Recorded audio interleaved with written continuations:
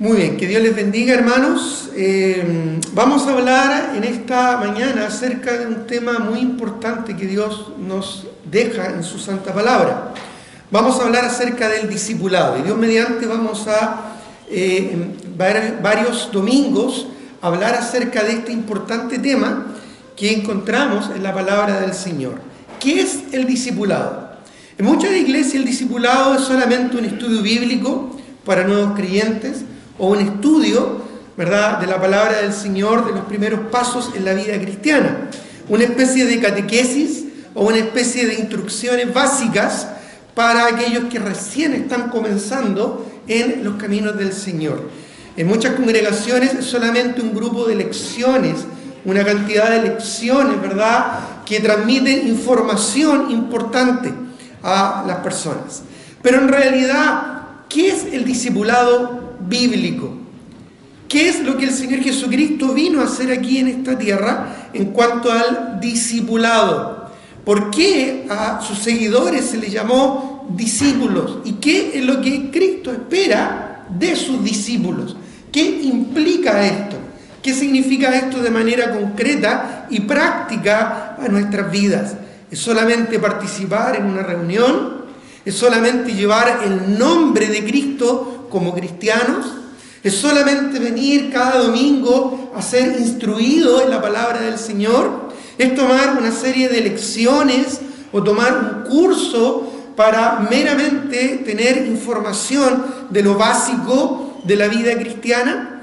Bueno, a través de varios estudios vamos a profundizar un poquito más acerca de lo que es el verdadero discipulado bíblico, basándonos principalmente en el ministerio de nuestro Señor Jesucristo y sobre todo en su santa palabra. Ahora, para definir o para de alguna manera plantear, ¿verdad?, lo que queremos ir desarrollando a lo largo de este estudio, vamos a decir, y si estás tomando apuntes puedes anotar, que el discipulado bíblico es la manera o la forma en que nuestro Señor Jesucristo formó a los líderes espirituales para la gran obra del ministerio. Ya esto nos separa un poquito del concepto de que el discipulado meramente es lecciones, clases o la transmisión de información a nuevos creyentes.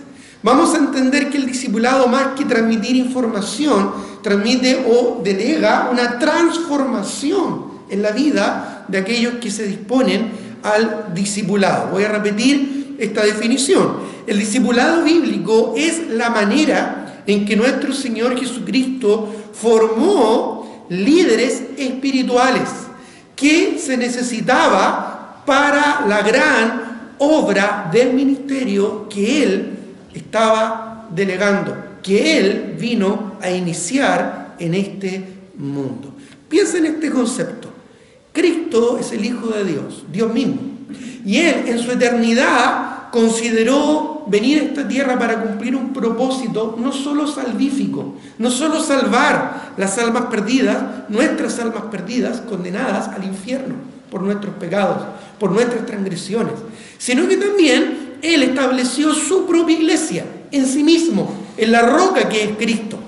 Y Él, durante la eternidad, ¿verdad?, cuando planeó, cuando diseñó su estrategia, Él ya estaba en su corazón considerando cómo lo iba a hacer, considerando cómo lo iba a desarrollar, cómo se iba a relacionar con el ser humano para dejar algo trascendente en la historia humana, para que su impacto no fuera a corto, sino a largo plazo en la vida de aquellos que Él había creado y que Él mismo, ¿verdad?, anhelaba salvar, que luego hizo con su propia sangre al morir y resucitar por nuestros pecados. Luego viene este mundo humilde, nace en un pesebre y entra en la raza humana. Sin naturaleza pecaminosa, Él fue tentado en todo, pero sin pecado. Y durante 30 años, Él aquí en la tierra, antes de manifestarse en su ministerio terrenal, antes de establecer su iglesia, Él se preparó para este gran ministerio. ¿Y cuánto tiempo estuvo durante su ministerio terrenal? 3 años y medio, no más. Pero en esos 3 años y medio, Él logró un impacto que hasta el día de hoy, ya más de 2000 años, se ve, se siente y se nota. Un impacto indeleble en la historia humana, trascendental en la historia de la humanidad. Bueno, ese impacto tiene un propósito y ese impacto tiene una razón. Y la razón justamente que vamos a hablar de ella es el discipulado. Durante estos 3 años y medio, Él se propuso dejar no solo una institución establecida, que es la iglesia, sino que un grupo de personas que iban a transformar el mundo. Y durante esos 3 años que Él compartió su vida con sus seguidores, que luego llamó discípulos, dejó la semilla que iba a impactar este mundo y que iba a permanecer no solo hasta el final de los tiempos, sino en las mismas palabras del Señor hasta lo último de la tierra. Y allí es donde el concepto de discipulado se manifiesta. El discipulado bíblico es la misión de ser discípulos a todas las etnias de este planeta. Acompáñame a Mateo capítulo 28, versículo 19 al 20. Y encontramos acá, poco antes de la ascensión de Cristo, ya cuando el Señor estaba con sus discípulos y posteriormente Él luego asciende al Padre después de su resurrección, que Él delega lo que llamamos, o lo que es comúnmente conocido como la gran comisión, que tal vez para muchos creyentes es solo la gran omisión, porque no toman en cuenta el mismo mandato que el Señor nos encomienda y nos deja. En Mateo 28, 19 al 20, voy a leer el verso 18 porque siempre me llama la atención la base sobre la cual el Señor Jesucristo deja esta encomienda, y es sobre sí mismo.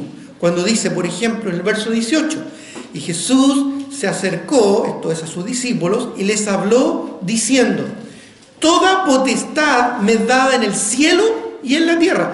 La autoridad sobre la cual iba a delegar este gran mandamiento estaba basada sobre sí misma, sobre su propia autoridad, sobre su señorío, básicamente. Toda autoridad, toda potestad me es dado en el cielo y en la tierra. Por tanto, ese por tanto es muy importante porque se relaciona con la autoridad de quien la está delegando.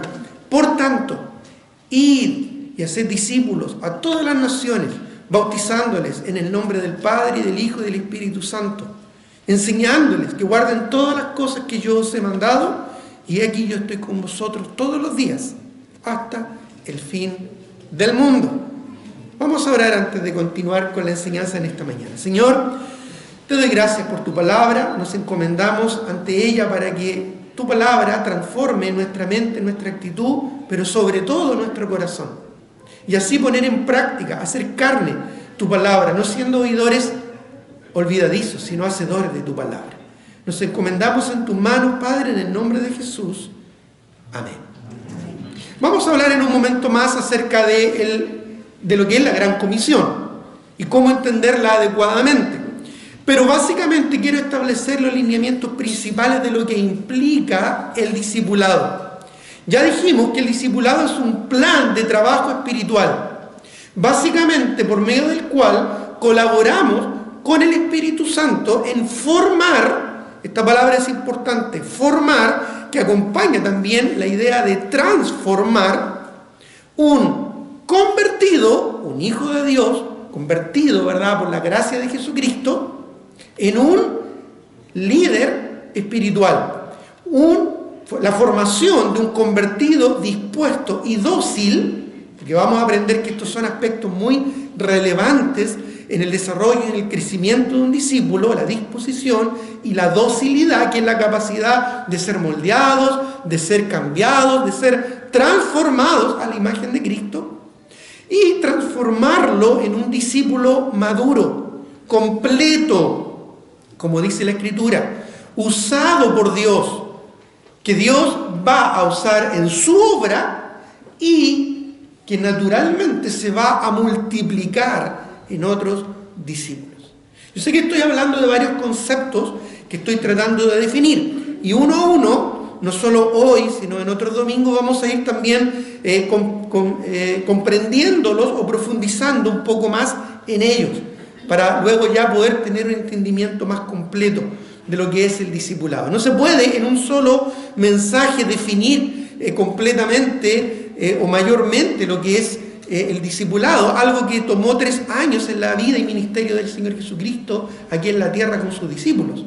Pero sí vamos a tratar de comprenderlo, enfocarlo de la mejor manera, porque como hemos dicho en otras ocasiones, ese es el corazón de la visión de nuestra iglesia. El Evangelio es la sangre, lo que nos da vida, pero aquello que mantiene fluyendo esa sangre en nosotros, en nuestro organismo como iglesia, es el discipulado. Y vamos a aprender o vamos a entender por qué decimos eso. Ahora bien, para entender un poquito más qué es lo que es el discipulado, es importante también entender la actitud que Dios espera de aquellos que se van a involucrar en el discipulado. Y principalmente es importante entender lo que Dios espera de nosotros. ¿Qué es lo que Dios espera de mí como discípulo de Cristo? ¿Qué es lo que Dios esperaba de sus discípulos que entraron en este proceso transformador y que Dios después delegó a su iglesia para que se siguiera replicando hasta nuestros días? ¿Qué es lo que implica, qué es lo que involucra el discipulado en la vida de un individuo? En primer lugar, y esto lo puedes también anotar como tu primer punto si estás tomando apuntes, involucrarnos de manera activa en un proceso de transformación.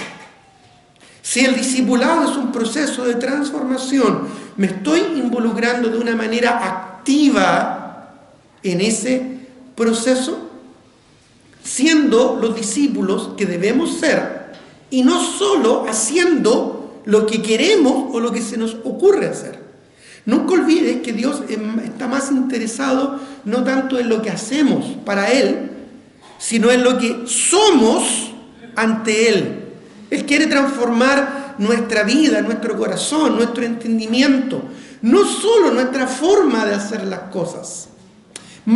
Acompáñeme a Marcos capítulo 3, versículo 14.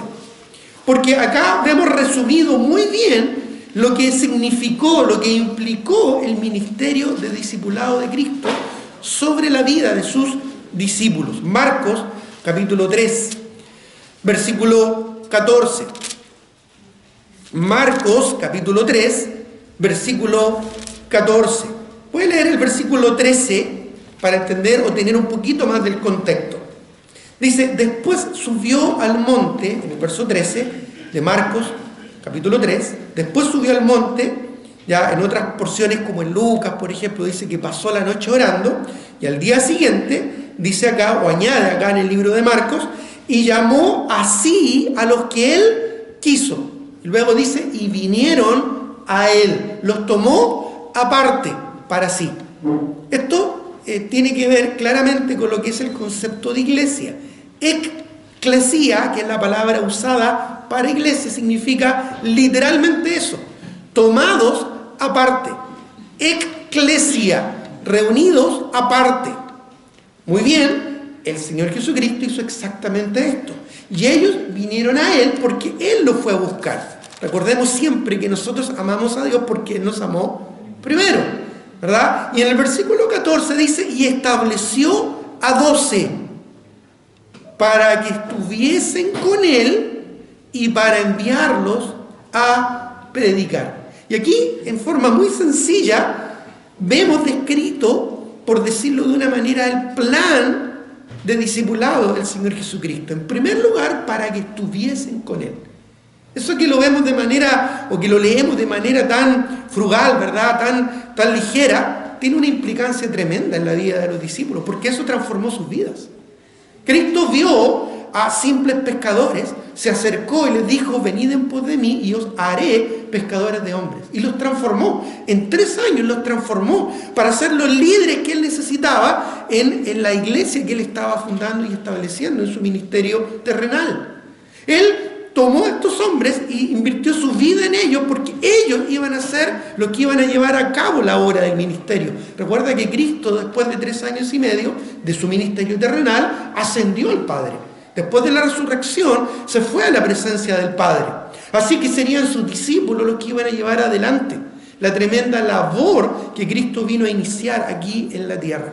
Pero eso implicó en primera instancia estar con Él. Y el estar con Cristo definitivamente cambió para siempre. Cambió para siempre la vida de sus discípulos. El solo hecho de pasar tiempo con Cristo, sujeto a sus enseñanzas, sometido a su instrucción, sujeto a su voluntad, transformó a estos hombres de simples pescadores o cobradores de impuestos como Mateo, o personas, ¿verdad?, común de aquella época. Los transformó en los líderes espirituales que luego transformarían el mundo entero. Bueno, ahí ya vamos comprendiendo un poquito el concepto, lo que llamamos también la filosofía de lo que es el discipulado, la forma de entender el discipulado, no según los hombres, sino según Dios y su palabra. En primer lugar, Dios los tomó aparte para que estuvieran con Él. Y luego, ¿para qué? Para enviarlos a predicar.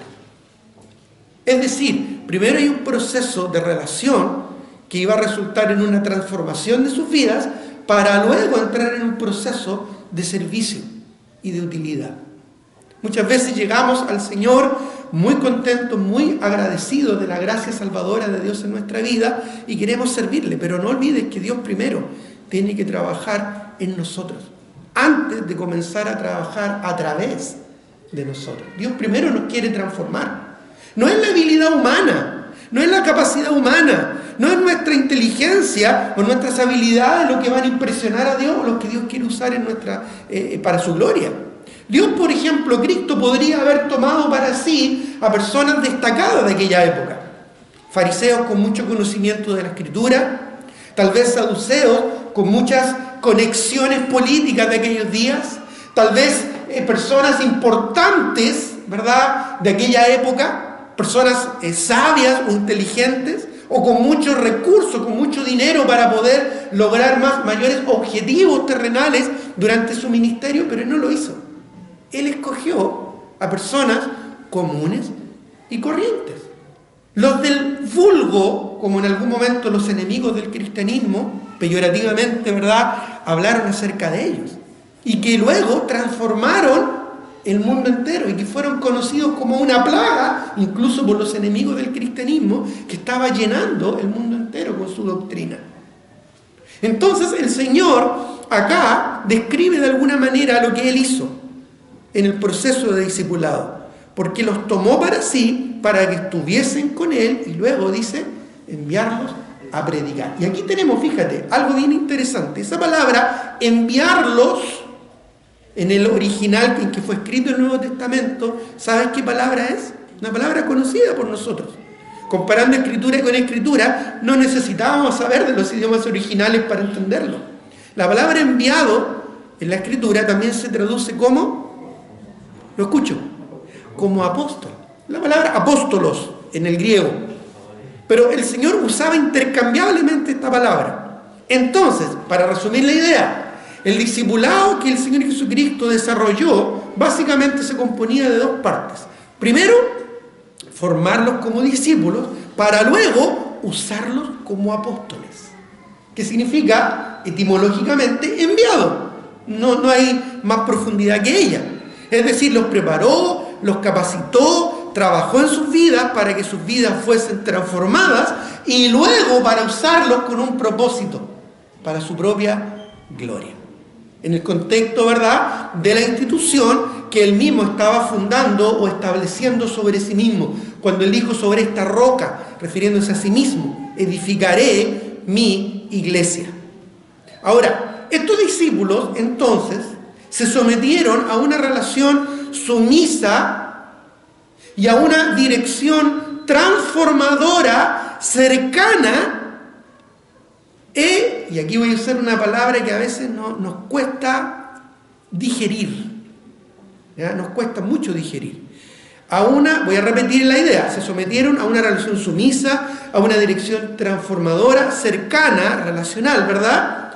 E intervencionista. Hasta cuesta decir la palabra, ¿verdad? Intervencionista. ¿Qué significa esa palabra? ¿Qué implica esa palabra? Que Cristo vino a intervenir la vida de estas personas. Del momento que conocieron a Cristo, ya nunca más sus vidas fueron iguales.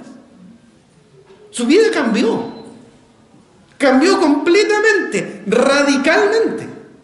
Cuando Pedro, que era un empresario, ¿verdad?, de la pesca, ahí en su bote, ¿verdad?, con sus herramientas de pesca y con su hermano, estaban haciendo lo que mejor sabían hacer, Cristo aparece y le dice: ven, sígueme, y voy a hacer de ti, no un pescador de peces, que es lo que tú manejas, que es lo que tú sabes, voy a hacer de ti un pescador de hombres.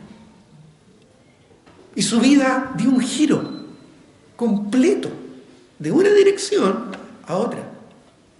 Bueno, ese concepto intervencionista es lo que a veces cuesta digerir en el proceso de discipulado, porque implica que Dios toque, transforme y llegue a lugares, a áreas, a aspectos donde no queremos que Dios lo haga, donde no queremos que Dios toque. Y ahí entendemos, ¿verdad?, por qué a veces el discipulado a veces se rebaja, se malentiende y se rebaja a solamente una lección, un estudio o un tiempo, ¿verdad?, de enseñanza, de transmisión de información, de conocimiento, pero no lo que el Señor quiso establecer, que era un proceso de transformación de vida. Mira, Juan, capítulo 1, versículo 35. Vamos a buscar varios pasajes. Así que en Juan, capítulo 1, versículo 35 en adelante, dice, Juan 1, 35 en adelante, dice: al día siguiente, o al siguiente día, otra vez, estaba Juan y 2 de sus discípulos, y mirando a Jesús que andaban por ahí, dijo: he aquí el Cordero de Dios.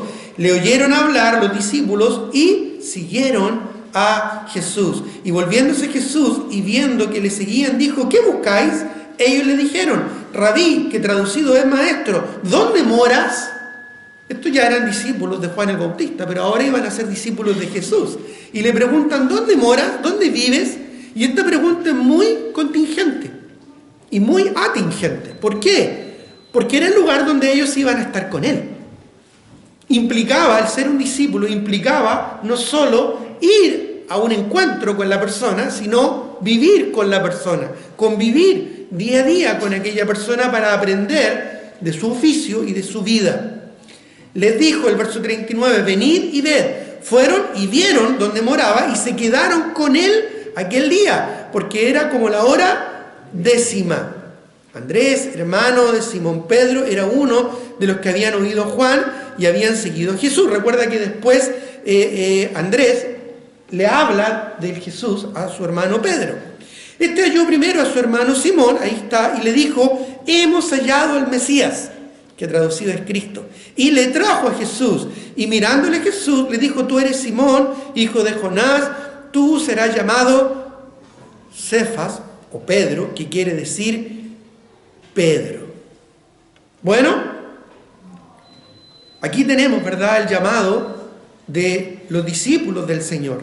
Luego el verso 43 dice: al siguiente día quiso Jesús ir a Galilea y halló a Felipe y le dijo: sígueme. Y Felipe era de Betsaida, la ciudad de Andrés y Pedro, la misma ciudad. Felipe halló a Natanael y le dijo: hemos hallado a aquel de quien escribió Moisés en la ley, así como los profetas, a Jesús, el hijo de José de Nazaret. Natanael le dijo: ¿de Nazaret puede salir algo bueno?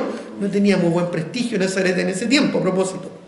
Le dijo Felipe: ven y ve. Cuando Jesús vio a Natanael que se le acercaba, dijo de él: he aquí un verdadero israelita en quien no hay engaño.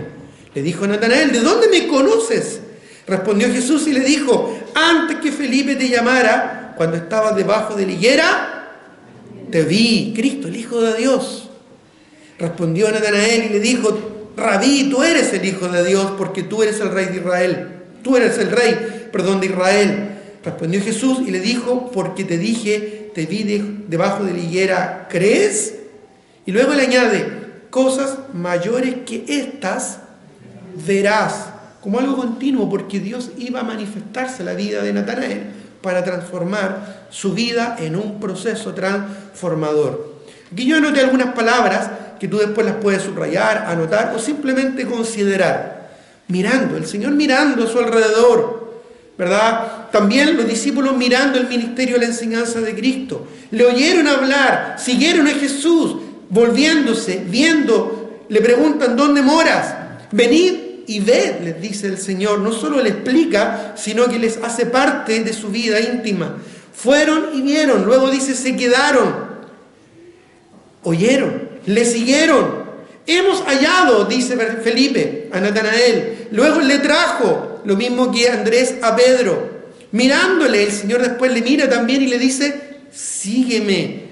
Hemos hallado nuevamente, Felipe le responde, ven y ve. No solo le explica quién es Jesús, le dice, ven y ve. ¿De dónde me conoce? Le responde Natanael. Luego, ¿verdad? Dice, yo te vi debajo de la higuera. Y luego Natanael, tú eres. Luego repite, tú eres. Y de aquí en adelante, desde este momento en adelante, tú vas a ver algo.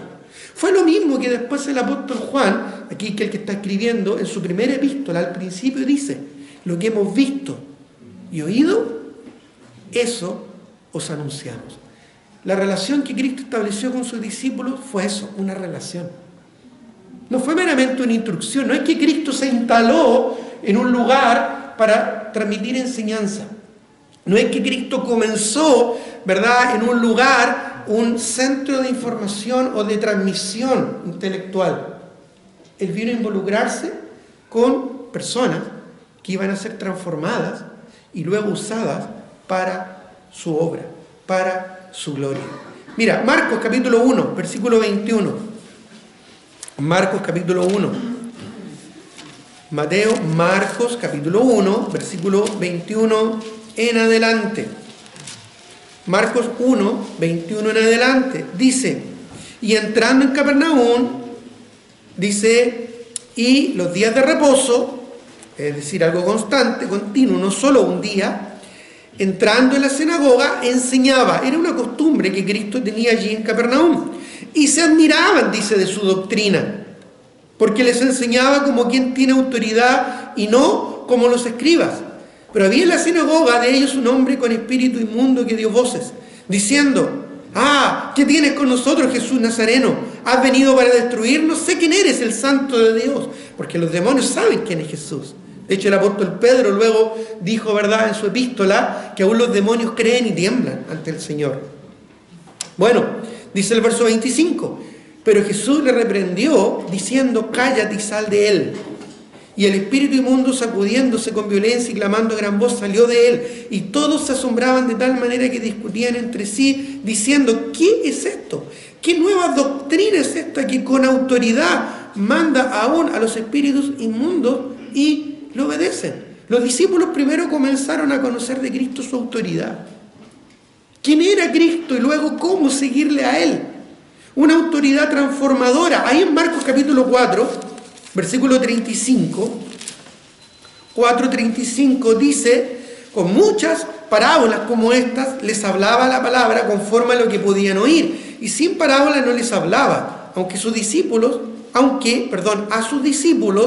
en particular, ¿qué dice? Declaraba todo. Fíjate que Cristo usó muchas veces y la mayoría del tiempo parábolas. Después en otra parte de la Escritura dice por qué usaba parábolas. Para confundir a los que tenían una mala actitud. Para que los que no veían, no vieran, y para los que realmente pudieran ver, espiritualmente entendieran. Luego mira lo que dice el versículo siguiente. Estamos ahí en Marcos capítulo 4, versículo 35. Aquel día, cuando llegó la noche, les dijo, pasemos al otro lado. Y despediendo a la multitud, le tomaron como estaba en la barca. Y había también con él otras barcas, pero se levantó una gran tempestad de viento y echaba las olas en la barca de tal manera que ya se hundía. ¿Y qué estaba haciendo el Señor? Dice en el verso 38 que estaba durmiendo. Y los discípulos se asustaron y lo despertaron. Y el versículo 39 dice, y levantándose reprendió al viento y a la mar y dijo, calla, enmudece, y el viento cesó. Y se hizo grande bonanza. Después de esta gran tempestad, dice que se hizo grande bonanza. Y el Señor los miró y les dijo: ¿por qué estáis así amedrentados? ¿No tenéis fe? Entonces, dice, temieron con gran temor y se decían nuevamente el uno al otro: ¿quién es este que aún el viento y el mar le obedecen? ¿Quién es Jesús? Bueno, Jesús, pasando tiempo con ellos, les demostró y les mostró quién realmente era Él. Lo conocieron de una manera experimental, no solo intelectual.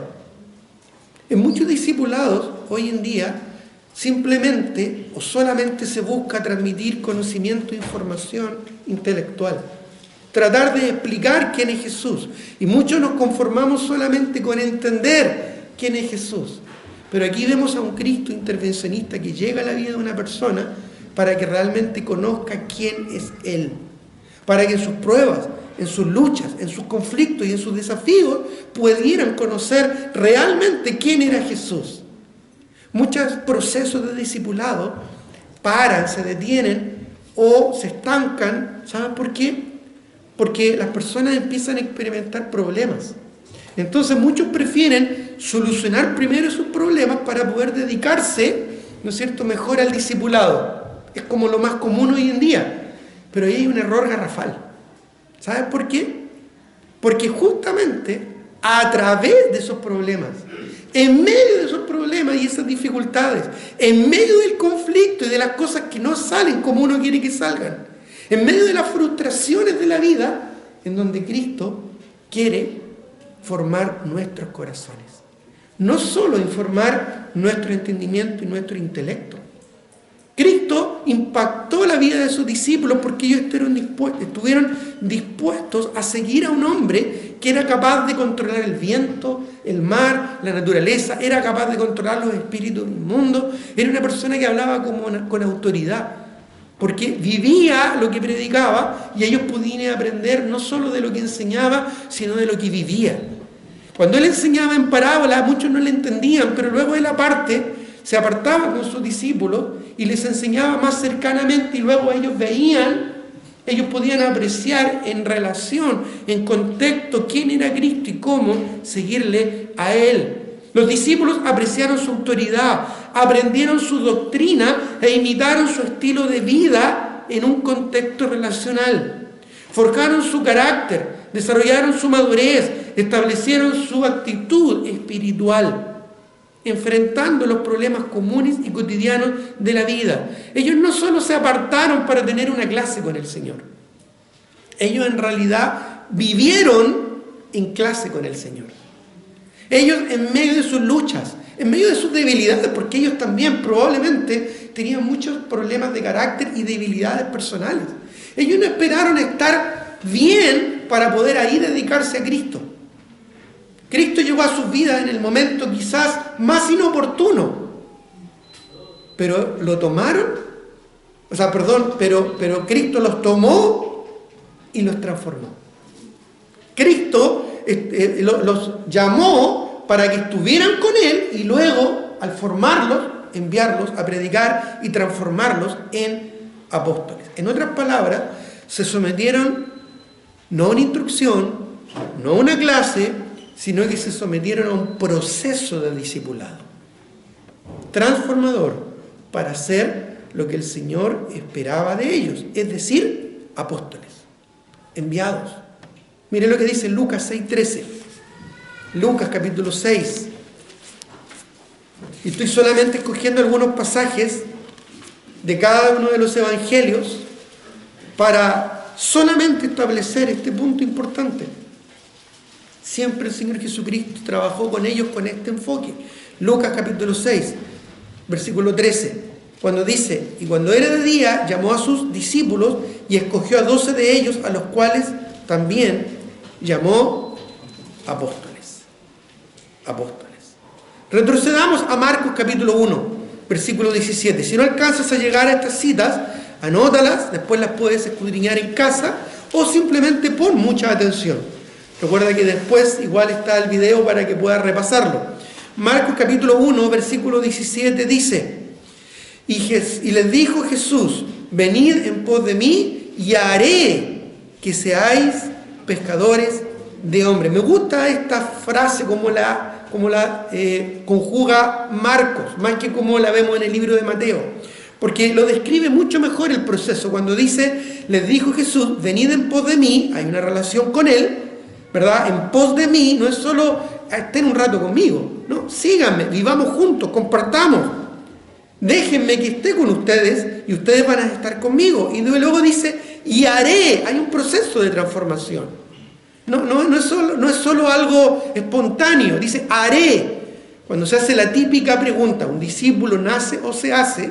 Claramente la respuesta de eso es que un discípulo no nace, un discípulo se hace, porque es lo que el Señor está planteando aquí.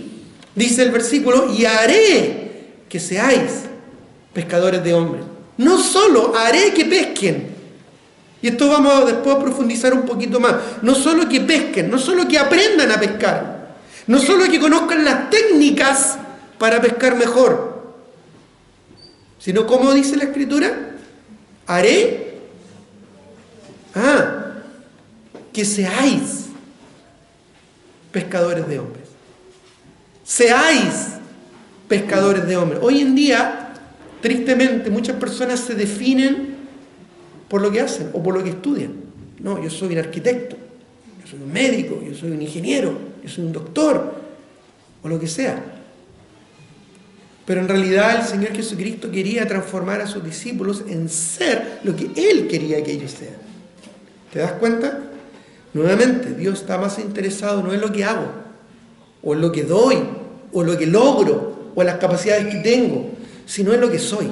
De hecho, Hechos capítulo 1, versículo 8, que es un pasaje muy conocido y muy desafiante por lo demás, Hechos capítulo 1, el versículo 8, se reitera este mismo concepto, esta misma idea. Hechos 1, 8. Dice, tal vez algunos se lo sepan de memoria, pero recibiréis poder cuando haya venido sobre vosotros el Espíritu Santo, y me seréis testigos en Jerusalén, en toda Judea, en Samaria, hasta el último de la tierra. A veces por no leer o entender el contexto perdemos algunas cosas que digo yo que son sabrosas en la Escritura. Le añaden más sabor y pimienta, ¿verdad?, al correcto entendimiento de la Escritura. En los versículos anteriores de este pasaje, los discípulos le estaban preguntando, ¿verdad?, acerca de cuándo iba a ser la venida del reino de Cristo. Ese es el contexto inmediato, verso 6. Entonces los que estaban reunidos le preguntaron diciendo, Señor, ¿restaurarás el reino de Israel en este tiempo? Es decir, ellos querían conocimiento, ellos querían saber. Y es lo más común en la raza humana, ¿verdad? Hasta el día de hoy, el conocimiento, el saber. De hecho, de ahí nace básicamente el engaño de la serpiente a Eva, porque al comer del fruto iba a saber entre el bien y el mal, y de esa manera iba a ser como Dios, según la mentira del diablo, allá en el huerto de Edén. Así que siempre se relaciona este concepto. Ellos querían saber, no había nada de malo en saber, no era una pregunta tampoco pecaminosa o insidiosa, no, era honesta. Pero todavía el Señor quería enfatizar lo importante aquí. Dice el versículo, o responde, ¿verdad?, el Señor en el versículo 7, y les dijo, no os toca a vosotros saber los tiempos o las sazones que el Padre puso en su sola voluntad. O sea, en otras palabras, o en buen chileno, o coloquialmente hablando, el Señor les dijo, eso a ustedes no les interesa, no les importa eso.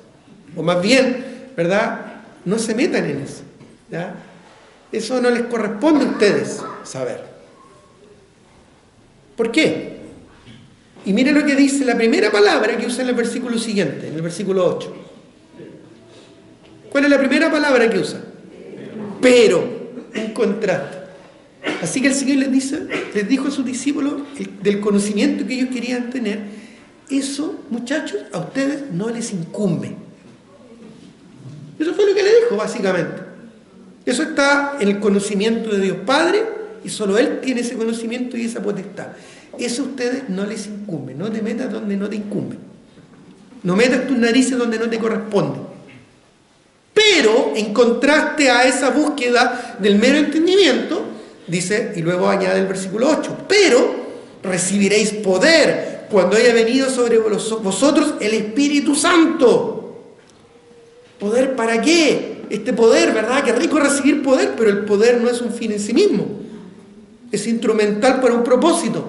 Y luego dice, recibiréis poder cuando haya venido sobre vosotros el Espíritu Santo y me seréis testigos en Jerusalén, en toda Judea, en Samaria, hasta el último de la tierra. Me seréis testigos. Ese poder se relaciona con lo que Dios quiere que seamos.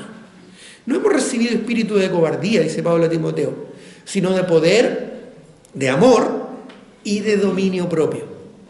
Ese poder que transforma nuestras vidas tiene un propósito: llegar a ser lo que Dios quiere que seamos. En este caso, ser testigos. ¿Qué es lo que es un testigo? ¿Es alguien que aprendió acerca de algo y luego lo comparte? No, ese es un profesor de historia. ¿Ya? ¿Qué es lo que es un testigo? ¿Alguien que le contaron acerca de un suceso y luego lo comparte? No, ese es un reportero. ¿Qué es lo que es un testigo? Alguien que vio, que vivió y que experimentó algo para luego contar lo que vivió, lo que hemos visto y oído, lo que dice Juan, ¿verdad?, en su epístola.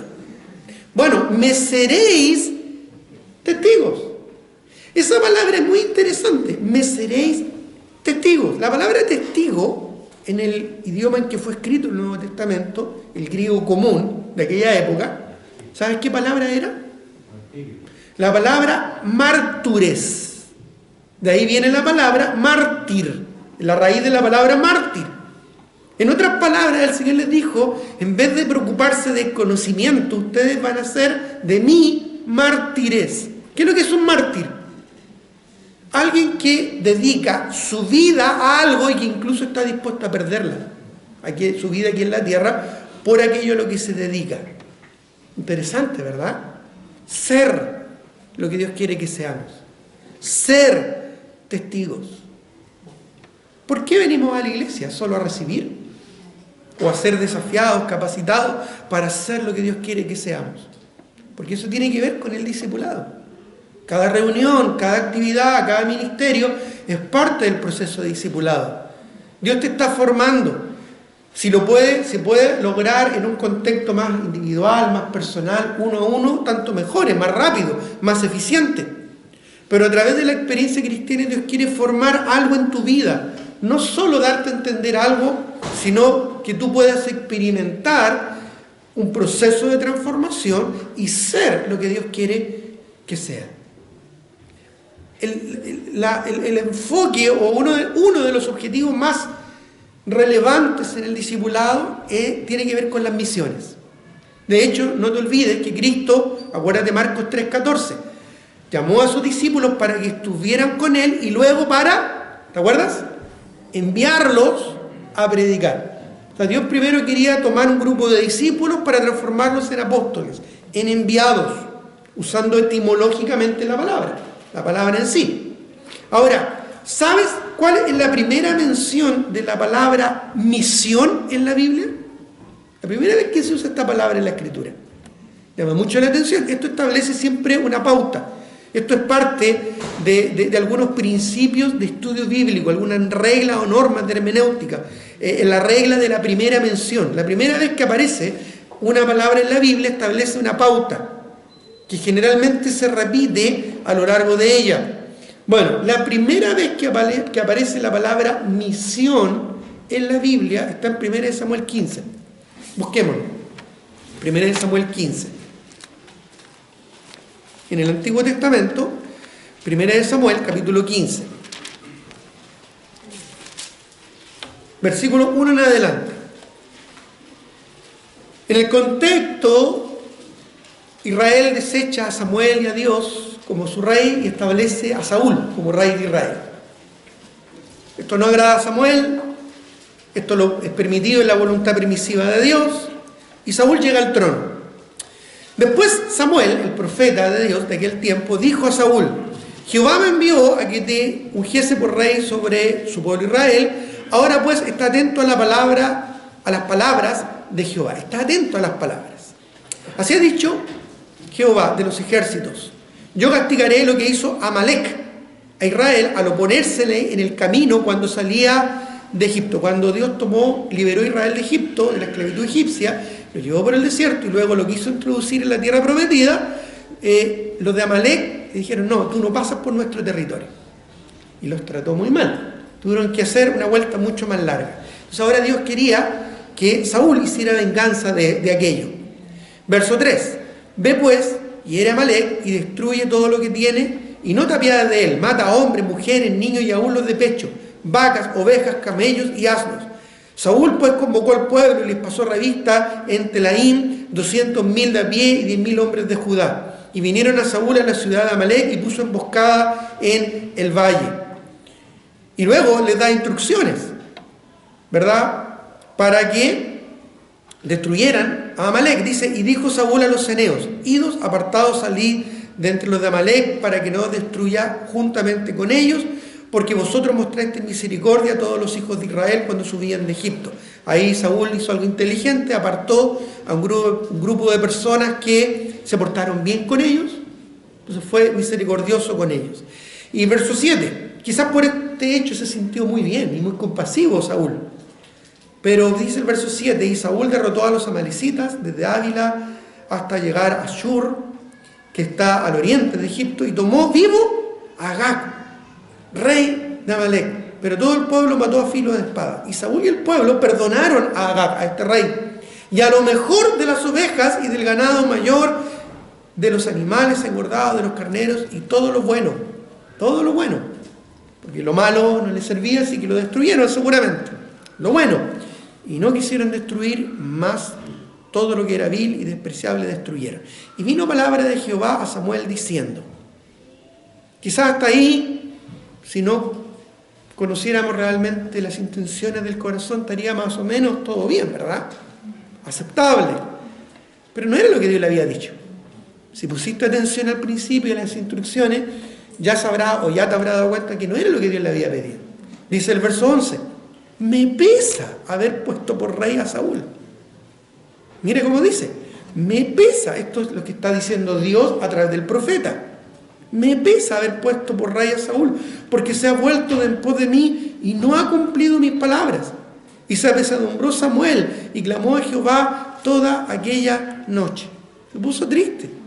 Madrugó luego Samuel para ir a encontrar a Saúl por la mañana, y fue dado aviso a Samuel diciendo: Saúl ha venido a Carmel. Y he aquí se levantó un monumento y dio la vuelta y pasó delante y descendió a Gilgal.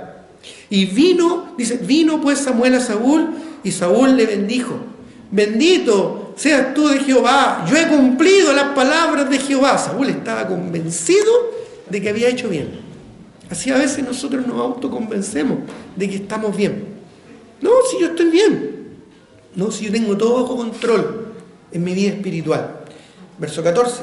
Samuel entonces dijo: pues, ¿qué balido de ovejas y bramido de vacas es este que yo oigo con mis oídos? A veces lo que nosotros decimos no se escucha por el fuerte sonido de lo que hacemos. Los hechos hablan más fuerte que las palabras. En este caso, las palabras, ¿verdad?, era el sonido de los animales que el pueblo había perdonado y que Dios claramente había dicho que tenían que destruir. Entonces, lo primero que le dice, miren la escena. Saúl está contento, está feliz. ¿Por qué? Porque supuestamente está bien y ha cumplido todo el propósito de Dios. Pero no cumplió todo el propósito de Dios. No lo hizo a la manera de Dios y exactamente lo que Dios le pidió. Y el resultado, la consecuencia, llegó a ser tan evidente que cuando el profeta desciende a hablar con Saúl, se escucha todo esto. El bramido de vacas, el sonido de las ovejas saltando. Fue evidente, fue notorio. Así nosotros podemos creer que estamos bien, pero nunca olvides que todo lo que uno siembra cosecha. Y todo lo oculto se ha de manifestar a la luz. Y que las palabras, que los hechos hablan más fuerte que las palabras. Y Saúl respondió, versículo 15: de Amalek nos han traído, porque el pueblo perdonó lo mejor de las ovejas y de las vacas para sacrificarlas a Jehová, tu Dios, pero lo demás lo destruimos. ¿Dios había dicho eso? Dios había dicho todo. Saúl le echó la culpa al pueblo, sino que él era el responsable, era el rey. Y además de eso, dijo, esas ovejas y esas vacas las vamos a ofrecer en sacrificio al Señor. Una ofrenda que Dios no había pedido y de la cual Dios nos había agradado. ¿Había ocurrido algo así como precedente en Israel? Claro. Los primeros hijos de Aarón, cuando ofrecieron fuego extraño, un incienso que Dios no le había pedido, y tomaron no del altar el fuego, sino que hicieron su propio fuego, un fuego extraño, y dice la Biblia que Dios los consumió y los mató, por no adorar a Dios como Dios quiere ser adorado. Y aquí está Saúl, tratando de hacer lo que comúnmente nosotros hacemos, justificarnos. ¿Has oído el dicho? La justificación o la explicación agrava la falta. Esto fue lo que pasó aquí. Verso 16. Entonces dijo Samuel a Saúl, déjame declararte lo que Jehová me ha dicho esta noche. Y él respondió, di. Y dijo Samuel, aunque eras pequeño en tus propios ojos, ¿no has sido hecho jefe de las tribus de Israel? Y Jehová te ha ungido por rey sobre Israel. O sea, Dios está diciéndole ahora, tú eres el responsable de todo esto. Y Jehová te envió, mire lo que dice, y aquí es la primera mención en la Escritura de la palabra misión. Jehová te envió en misión. Toma nota de las palabras. Y dijo, ve, destruye a los pecadores de Amalec y hazle guerra hasta que los acabes. Ese era el mandato. ¿Por qué pues no has oído la voz de Jehová, sino que vuelto al botín has hecho lo malo ante los ojos de Jehová? Lo mismo que pasó en Jericó, cuando fue tomada Jericó, al comienzo de la invasión de Israel a la tierra prometida, ¿ya? Y que ahí, ¿verdad?, uno de los soldados escondió algo y tomó del anatema. Y eso fue para perjuicio de la nación de Israel. Ellos tomaron parte del botín que debían destruir. Y Saúl respondió a Samuel, antes bien, he obedecido la voz de Jehová y fui a la misión. Él fue a la misión, pero Dios le había dicho que estaba en misión. Y después voy a explicar esa breve y pequeña diferencia que marca un gran y una radical distancia en la consecuencia. Dice, y fui a la misión que Jehová me envió, y he traído a Agag, rey de Amalec, y he destruido a los amalecitas. ¿Era lo que Dios le pidió? ¿Tenía que traer al rey? ¿Tenía que tomar de lo mejor de las ovejas y de las vacas para ofrecerlo en sacrificio? No, no era lo que Dios le había pedido. Mas el pueblo tomó el botín, ovejas y vacas, las primicias del anatema, para obedecer sacrificios a Jehová, tu Dios, en Gilgal. Y Samuel dijo, ¿se complace Jehová tanto en los holocaustos y víctimas como en que se obedezcan a las palabras de Jehová? Ciertamente el obedecer es mejor que los sacrificios y el prestar atención que la grosura de los carneros.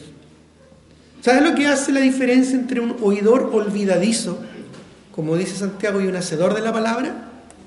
La simple palabra obediencia. Obediencia. Dice el verso 23, porque como pecado de adivinación es la rebelión. Para Dios la desobediencia es rebelión. Es revelarse el propósito. Dios tiene un plan, Dios tiene un propósito, Dios quiere transformar tu vida. Si tú no te dejas transformar, Dios, ¿cómo toma eso? ¿Cómo ve eso? Como rebelión. Y como ídolos, idolatría, la obstinación. Y si la rebelión, además, en buen chileno, somos porfiados o cabezas duras, peor. Por cuanto tú desechaste la palabra de Jehová, Él también te ha desechado para que no seas rey. Entonces Saúl dijo a Samuel, yo he pecado, pues he quebrantado el mandamiento de Jehová y sus palabras. ¿Por qué? Y vuelve a echarle la culpa al pueblo. Temí, dice al pueblo, y consentí la voz de ellos. Esto suena mucho, ¿verdad? Como cuando Dios le pide cuentas a la mujer en el huerto y la mujer le dice... Bueno, Dios primero le pide cuentas al varón, que es lo que corresponde. Y él dijo, ¿verdad? neciamente, la mujer que me diste. Y la mujer, cuando Dios la confronta, le dice, la serpiente me engañó. Después ya no le preguntó a la serpiente porque no tenía nadie a quien echarle la culpa. Dice, y consentí, temí al pueblo, consentí a la voz de ellos, perdona pues ahora mi pecado. Y vuelve conmigo para que adore a Jehová. Samuel le dijo, no voy a volver contigo. Ya Dios había desechado a Saúl. Bueno, después pasan otras cosas. El punto acá principal es que Samuel envía a Saúl a destruir y eliminar completamente a su pueblo. Pero Saúl no cumple completamente su misión. En el versículo 20 Saúl se excusa diciendo, fui a la misión que Jehová me envió. Pero luego Samuel expresó correctamente el mandato en el versículo anterior. Jehová te mandó en misión, no a una misión, sino que en misión. En otras palabras, tú, Saúl, eras la misión. Porque tú te ibas a erigir como un rey sobre la nación de Israel. Tú ibas a ganar autoridad. El resto de los pueblos te iban a temer a ti, porque mi voluntad se iba a hacer a través de ti. Yo quería usarte a ti como rey, pero no solo como un rey común y corriente, sino que como un parámetro, sino como un ejemplo, sino como una persona usada por Dios para su gloria. No era que tú fueras a una misión. Tú eras la misión, él era la misión, él era el misionero, por decirlo de otra manera. A veces usamos este término para las personas que vienen a una misión. Tú eras el misionero, tú estás aquí con un propósito. Tu razón de estar acá, la razón de un misionero de estar en un lugar, es su propósito de vida. Él era el encargado de representar y ejecutar el juicio de Dios ante las demás personas. Ese fue el problema de Saúl. Él fue a una misión. A veces nosotros simplemente vamos a hacer algo para Dios. O vamos a la iglesia. O vamos a hacer obra del ministerio, pero no entendemos que Dios quiere que nosotros estemos involucrados en el ministerio. No solo quiere que demos testimonio. En Hechos 1:8, recuerda, Dios nos dice, quiero que, ¿no es cierto?, cuenten el testimonio. No, Dios dice, me seréis testigos. Así que este es el principal problema y confusión de por qué muchos creyentes e iglesias no están cumpliendo el plan de Dios en cuanto al discipulado. ¿Sabes por qué? Porque están enfocados o muy ocupados en programas, en actividades para mantener a la gente tal vez reunida, entretenida, para que las masas no se disgreguen, tener líderes profesionales preparados y bien entrenados para que ellos hagan la obra del ministerio. Muchos creyentes tienen ese concepto. Nuevas ideas, doctrinas, tendencias o énfasis para mantener motivada, entusiasmada y reunida a la gente. En otras palabras, promover un cristianismo cómodo y fácil, basado solamente en dar dinero, escondiéndose en hábitos privados, establecer una rutina religiosa vacía y delegar en otros la responsabilidad que Dios quiere poner en mi corazón, en mi propia vida.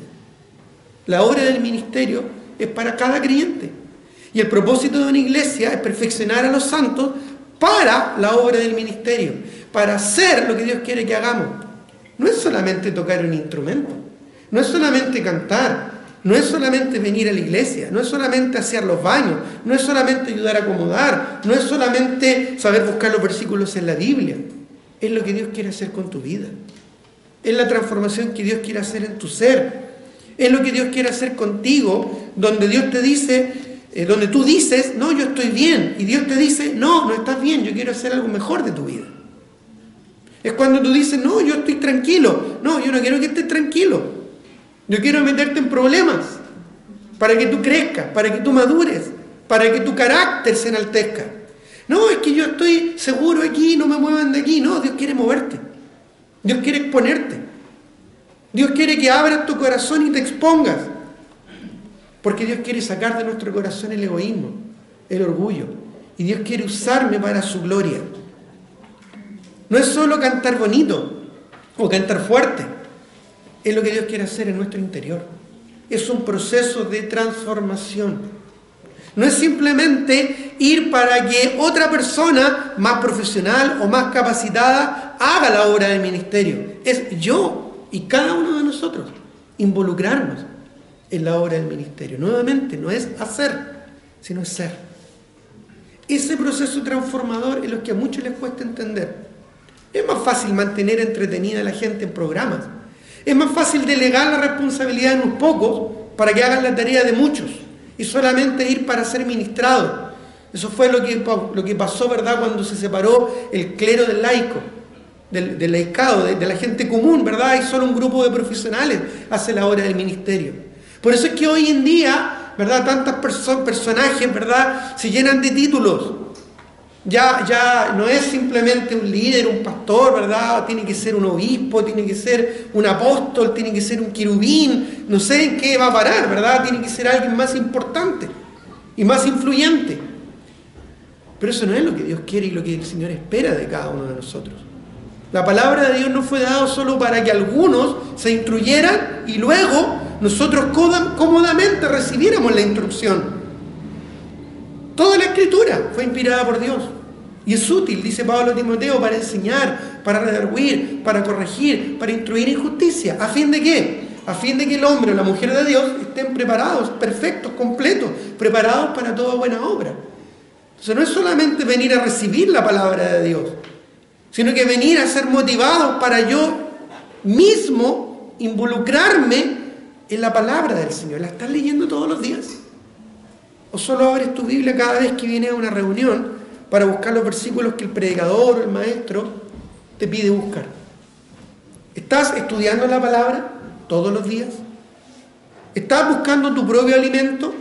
¿O solamente te conformas, y no hay nada de malo en un devocional, pero con algo ya prefabricado, prefrito, que alguien pensó, que alguien trabajó, que alguien interpretó y que luego, ¿verdad?, de manera muy bonita o poética, te lo muestra? ¿Es suficiente un meme, ¿verdad?, o una frase inspiradora tomada de la Escritura con una imagen linda que nos inspire en el día? Todos sabemos, ¿verdad?, que no es como la comida casera. No es como la comida casera, ¿verdad? Un rico plato ahí. Bueno, no voy a hablar de comida porque ya es hora que da hambre, pero no es lo mismo, aunque es muy rica la comida rápida, ya la comida que uno pide, ¿verdad?, por delivery o va a un lugar y muy rica, muy sabrosa, no es nutritiva. Es más, puede ser hasta bastante perjudicial, ¿verdad? Pero muchas veces nos acostumbramos a eso como hijos de Dios. Ni siquiera sabemos cómo preparar nuestro propio alimento de la palabra del Señor, porque dependemos que otros lo hagan. Eso es muy fácil, eso es muy cómodo. Bueno, eso es lo que pasa hoy en día en la cristiandad, y por eso es que muchos no comprenden que el propósito del discipulado es formar vida. Un discipulado no es una lección o un grupo de lecciones. No es avanzar en una materia o en una clase. No es simplemente avanzar en un escrito, en un legajo. Es vida, es transformación de vida. Es justamente dejar que Cristo me transforme en medio del problema, en medio de la aflicción. Es saber qué hacer cuando estoy quebrado económicamente y cómo recuperar mis finanzas. Es saber qué hacer cuando estoy emocionalmente quebrantado por la partida de un ser querido, por una relación rota o lo que sea, y Dios quiere llenar mi corazón y ser lo más importante en mi vida. Es cuando estoy en un momento de conflicto con mi familia, o es cuando estoy en un momento de conflicto laboral y no sé qué hacer, y los principios de la palabra del Señor deben gobernar mi vida y mis reacciones y mis actitudes. El discipulado es cuando simplemente una lección es la excusa para poder juntarse con alguien y conversar temas más profundos. Esos temas que normalmente yo no quisiera exponer. Esos temas donde yo no quiero que nadie se meta. Esos temas, ¿verdad?, donde yo no quiero que nadie intervenga, porque son muy míos, muy personales. Y a través de los años lo he logrado justificar en mi propia vida. Entonces no quiero que nadie me desconfigure, ¿verdad?, el entendimiento que tengo, porque me puede hacer sentir mal. Bueno, tengo malas noticias. El discipulado te va a hacer sentir mal, te va a complicar, El discipulado te va a sacar de la zona de seguridad, y el discipulado bíblico realmente va a intervenir de tal manera tu vida que ya nunca va a ser la misma. ¿Te suena algo parecido a lo que ocurrió con los discípulos de Cristo? Imagínate a Pedro, a Juan, a Andrés, a Natanael. Imagínate a ellos, ¿verdad? Un día común y corriente. Ay, pero es que yo no hacía las cosas de esta manera y ahora el Señor me pide que las haga así. ¿Y por qué estamos acá? ¿Y por qué mejor no nos vamos a alguna residencial o algún lugar para descansar? ¿Y por qué tenemos que pasar hambre? ¿Y por qué tenemos que pasar por la aldea de los samaritanos? Y esas personas, nosotros no tenemos relación con esas personas. ¿Por qué tenemos que enfrentar nuestros prejuicios? ¿Por qué tenemos que superar nuestras trancas? ¿Por qué ya no tenemos que ser como éramos antes? Bueno, cuando el Señor empezó a decir palabras duras, dice la Escritura en Juan capítulo 6 que desde entonces muchos de sus discípulos ya no andaban con Él. Ya no andaban con Él. ¿Te acuerdas cuál era el resumen del discipulado? Para que estuvieran con Él y luego enviarlos a predicar. Bueno, algunos discípulos ya no andaban con Cristo. Prefirieron ser periféricos, es decir, estar, pero no tanto, como Saúl. Cumplir, pero a medias. Sin embargo, el Señor, ¿verdad?, después que muchos de sus seguidores se alejaron y ya no andaban con Él, y por lo tanto no iban a ser parte de la misión que Dios quería con ellos, ¿qué hizo el Señor Jesucristo? Él miró a sus discípulos, ¿verdad?, a Pedro, Juan, Jacobo, los miró así a todos ellos, ¿verdad?, sus 12, y dijo: ¡ah, qué bueno, chiquillos, que ustedes no se fueron! ¿Eso fue lo que dijo? No. Él les dijo: ¿y ustedes se quieren ir también? Ahí está la puerta. Como a veces decimos, ¿verdad?, las puertas de una iglesia están tan abiertas para entrar como para salir. Ahí está. ¿Ustedes también quieren irse? Como dijo, me acuerdo, un predicador mexicano predicando este mismo pasaje hace muchos años atrás: pues órale, dele. O como diría, ¿verdad?, un jugador, ¿verdad?, al que le gusta el fútbol: juegue. Adelante, si somos más caballerosos. Y ahí sale Pedro. Me gusta Pedro, ¿verdad?, porque esa chispeza que tiene. Señor, ¿a quién iremos? ¿A dónde iremos? Si solo tú tienes palabras de vida eterna. En otras palabras, él dijo: solo tú satisfaces nuestra vida. Tú eres nuestra vida. Bueno, eso es lo que Dios espera de un discípulo. Eso es lo que Dios quiere de cada uno de nosotros. Ya sea que estés o no en un discipulado 1-a-1 formal, o ya sea que estés viniendo a cada reunión, cada ministerio, cada actividad de la iglesia, Dios quiere transformar tu vida, no solo darte más conocimiento. Dios quiere que tú seas un discípulo, no que aprendas del discipulado. Dios quiere transformarte en algo para su gloria. Tengamos un momento de oración. Señor, te doy gracias por tu palabra. Gracias